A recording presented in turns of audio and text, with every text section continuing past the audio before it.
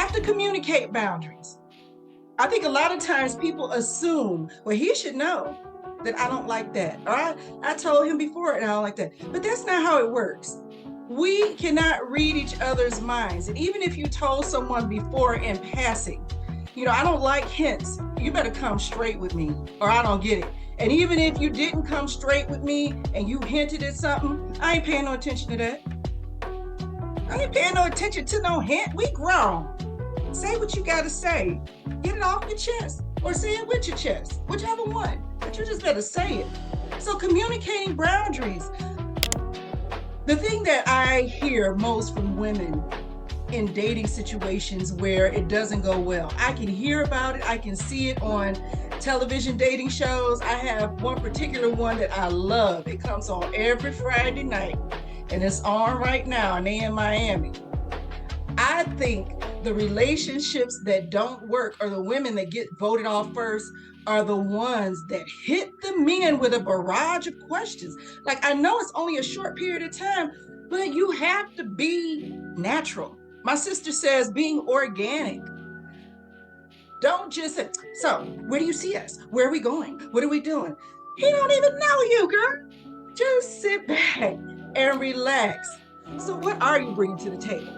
Let's just talk about that. What are you really bringing to the type of relationship that you want? Okay, is it sex? Well, everybody can do that. So you can cook, huh? Okay, well, there's restaurants, there's DoorDash. Okay, oh, maybe you say what you bring to the table is that you can clean house, right? You can keep your house is so spotless. You can eat off the floor. Everything has its place. A person at the level where you are or the level that you want to be can pay somebody for all of that. So because you can do these tasks, that's not bringing anything to the table. Because if those are the things that you think are valuable in a relationship, then you're also bringing insecurities, you're bringing anger, and you're possibly bringing drama. If you haven't mastered the levels of the love relationship, then I know that you are tired of the emotional ups and downs, hearing the men in your relationships continually telling you falsehoods or half-truths about who they are or what they want from you. Maybe some women say that they don't want a relationship, but you know what? I don't believe them. If you're saying that, I don't believe you, that you don't want a relationship, that you don't want companionship. You don't want someone to wake up with you, to sleep with you, to share things with you, to grow with you. And it doesn't mean that you don't have a relationship with them. It's just going to be different. There's some people that I might only contact once every quarter, like a business. I want to stay in contact with them because I love them and we have a relationship. But right now, where I am in my life, they don't fit because we aren't headed in the same direction. Doesn't mean I don't care for them. Now, if it's a closer relationship, like a mate, then you'd have to weigh if you are equally yoked. And I always say, and I post this, equally yoked in relationships doesn't only mean religion, because the Bible says you should be equally yoked, and religion is the core of everything. But if I'm going to speak in today's vernacular, into the way that we live today, equally yoked also means, do you have a plan for your life? Speaking to the other person, do they want something more than where they are right now? Because I'm not going to stay where I am right now. My whole goal is to keep moving forward. And that's the only way that I can do the things that I want to do and have the environment that I want to live in. So that's where we might have to set up boundaries. So if this person is someone that you can say like, hey, you know what, I don't mind texting. Or no, okay, I'm gonna get specific. I don't mind talking about the past in context, but I'm a different person now. So I really have changed some of the things that I did back then, and I don't want to be reminded of it in this way. But we still cool as long as we can talk about something else. And listen, this first date, daydream, is something real. You just went out for the first time, but yet you see yourself on vacation. You actually pictured him in the linen pants and the Jesus sandals and the shirt just a little bit unbuttoned at the top. You already see yourself in that sarong, honey, and you've lost about 20 pounds. You have pictured yourself on an island with this man, and you don't really know the first thing about him. That means you're not keeping this relationship, this meeting this person in perspective. You should view this person as a friend, okay? So you have the first date daydream. So now you're working toward that daydream, right? You let the red flags slide. You've seen some red flags, you let them slide. And then, there comes a time, maybe not that long into it, that deciding moment where you could wash your hands of this person, or you could stick with this person and ride it out. This is the moment where you make a decision that changes the direction of the relationship, and potentially it changes the direction of your life, because who you're connected to changes your emotions, changes your thinking, changes your behavior, and sets up your environment. Self-care, well, here's the thing. It's always a struggle when people notice that you are doing something different for yourself. It's always a struggle. It's like, you're not the same anymore, or you don't do this anymore. No, that's the point. I'm different. I don't do a lot of things anymore. Everything that I did in the past got me to the point where I am now. And if I want to move forward, I have to do something different. That's it. And if you don't understand that the something different is going to require me to make changes in the way that I behave, because I'm already changing how I handle my emotions and the way that I think, then we might have to have a different type of relationship. Find out what your true purpose here on earth is, and get wisdom to actually execute the plan you need to get to that point, to do what it is that you were put here to do. I mean, if you never take the time to explore that, there's somebody who is missing on something great that you have to offer, an idea, a tool, a product that you have deep inside of you, but because you haven't had time to find out what it is, you don't know how to do it, produce it, or create it. There's somebody who is waiting and missing out on the opportunity to partake on something great that you have for them. Okay, so create more time to develop your relationship with God so that you can trust what it is that you're supposed to be doing and how you're supposed to be doing. Like I say, I love boundaries. I love boundaries because that shows someone how to treat you, or shows your standard. Okay, so if you have no boundaries, then somebody's going to do whatever they want to do. So let's talk about dating. As a young woman, my mother told me, and my dad, and thankfully my dad was there too, there was a standard for when I dated. They had to know something about the guy, either the phone number, the address, or something.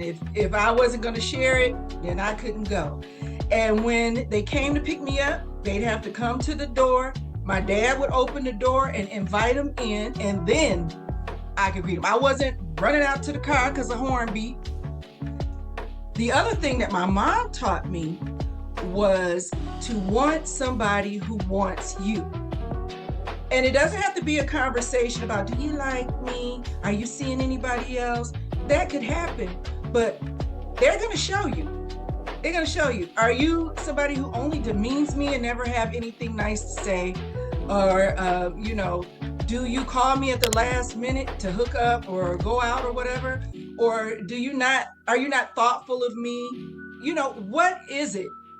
If I'm not getting treated the way that I want to be treated, then it's up to me to decide to stay or move on. But if you look at the men's playbook, they do just that. If they're not getting what they want, if you're not behaving how they want you to behave for whatever reason, it doesn't have to just be bedroom, but you could be more ratchet than they want, or you could be prissier than they want. Whatever it is, they don't have a conversation with you necessarily, but they cut it off and they end it. They don't waste time trying to mold you into the person that they want to be with. They'll go out and seek the person. But boundaries help create standards. And I think so many times women let down their standards because they feel like, oh, there's so many more women than men, and then the high value man. And look, I'm high value, period. I don't care. Don't nobody have to assess me. I'm not going online asking anybody's opinion. I'm high value. You know why? Because I said so. I think so. and I act that way. And when you compare yourself to other people, it's more about the perceived feeling you would have if you were in their shoes. So you're focusing on what you don't have, right? So you feel less than. You could imagine how you feel with an immaculate house, but right now you barely have time or energy to keep the kitchen and the bathrooms together. You could imagine how you'd feel with a husband and beautifully behaved children, but at the moment, there's a communication issue between you and your husband, and you know you need to give your babies more attention, right? You can imagine how you feel with more money in the bank, but at the moment, things are tight and it's harder and harder to save money. Or the ability to go to dinner 3 times a week, or ever go on a vacation, right? Those are things that feel out of reach right now, but that's only temporary, okay? I'm not devaluing the things that you may have gone through or things that may trigger you from your past, but what I'm telling you is that how long are you going to let this happen? How long will you let what happened to you in your past impact your emotions negatively? How long? You're responsible for your happiness. Listen, you must have been reading my mind or you read the workbook. One of the two, because you hit it right on the head, because I was going to talk about that. When I say you can only be vulnerable to people who will appreciate or understand the type of vulnerability that you're going to offer, because vulnerability isn't the same in every situation. Vulnerability isn't the same as submission that we were talking about. So if somebody's in the past, they're not in the same place you are, because I believe you're in the future or you wouldn't be here. The future is all about working on who you are and where you are in your life and where you want to go. The past is something that we have experienced that's added to where we are right now. We can remember it, but we have to move on. So if somebody's still looking in the rearview mirror, then they are not headed the same place you are. So then that becomes a point where you have to understand whether or not you, depending on the relationship, want to continue in the relationship. So if it's a friend or a relative, like I talked about yesterday, that's negative, they always come with something, you could get that with somebody staying in the past. They only remember the you that you've moved away from. The you that was cool with them because they still are doing the same thing. Like if you were still that you, there wouldn't even be a discussion because they're still in that place and you've moved on. So if they're not willing to move with you, then you might have to move without them. And it doesn't mean that you don't have a relationship. And you know what's so awesome about vulnerability? It's all about accepting and embracing every part of yourself. The good, the not so good, and the everything in between. And guess what? That's what helps you build an amazing sense of self-confidence and authenticity. And we think that attractiveness has something to do with beauty and makeup and hair, but attractiveness has more to do with your self-confidence and your ability to communicate and your authenticity than anything else. That's why vulnerability is sexy, because you are exuding your true being, and it's beautiful. Okay, so don't be afraid to let yourself shine. Brains and baubles. Baubles are sparkly, shiny things, and you should shine it everywhere you go because it's what makes you beautifully unique. So embrace it, embrace who you are, own it, and watch yourself grow. So then it becomes, what is your standard? Is it a standard, or do you have this checklist that has all of this stuff on there that no one is ever going to be able to meet? These got to be tall, dark, and handsome. Looks fade. I don't care about looks. I want to be attracted to the person. I'm attracted to my husband. I don't see anybody else. Tunnel vision.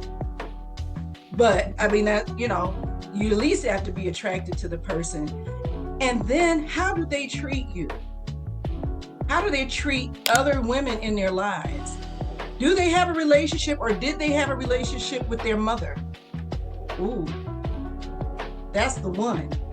Because if he didn't have a good relationship with his mama, the woman who carried him, brought him into this world and nursed him from her bosom and sacrificed and gave up, got these stretch marks and delayed dreams and all of this for you, and you treat her like trash. What you gonna do for me? That's not a headache that I would take on just for the sake of being with somebody. So, and if you have been vulnerable to a person before and they have taken your vulnerability and they keep bringing that up from the past, that too is not good. Because the whole point of vulnerability is releasing information or releasing access to people as you trust them. Because vulnerability, you can't be vulnerable all the way out, full out vulnerability when you first meet somebody or when you first start dating. It happens in increments because it's about trust. So if I can't trust that I tell you that I'm having a bad day and then I hear it from somebody else like, oh, so I heard you're having a bad day, so-and-so says something, I'm like, well, dang, I can't trust them with anything. That wasn't even anything to say. But now I know how to behave. So, okay, I'll second guess next time I tell you something. But in an intimate relationship, it's more than just about time, because some people think like we've been together 10 years and he should know how I feel. And said, no, the length of time has nothing to do with the intimacy in the relationship. You could have been 10 years this far apart instead of year 1, 2, 3, 4, 5. You get what I'm saying? So if you are at 10 and you're still this far apart, the communication isn't there. If you're not vulnerable, you're not free enough to share the real part of yourself. So if you're not free enough to share who you really are, then you don't give your mate the opportunity to show you how they can treat you, how they can take care of you, how they are not whatever if something bad happened in the past. Like I've been married before, so I had to get in my mind that that relationship was that relationship. Now I can know how to maneuver differently in my next relationship. I understand what my part was, so I can be vulnerable in ways that maybe I wasn't vulnerable in the first relationship. Or maybe I can hold back just dumping everything out on my next mate until we establish another level in our relationship. So, I mean, boundaries are great. We need to be realistic about what boundaries are.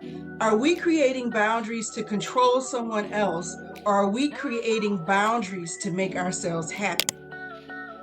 Because if we're creating boundaries to control someone else, then that's not a boundary. That's something else. A boundary, it's what's going to help you. A boundary is a parameter that allows you to operate in your best way. A boundary doesn't interfere in your goal. A boundary is set so that there aren't any interferences.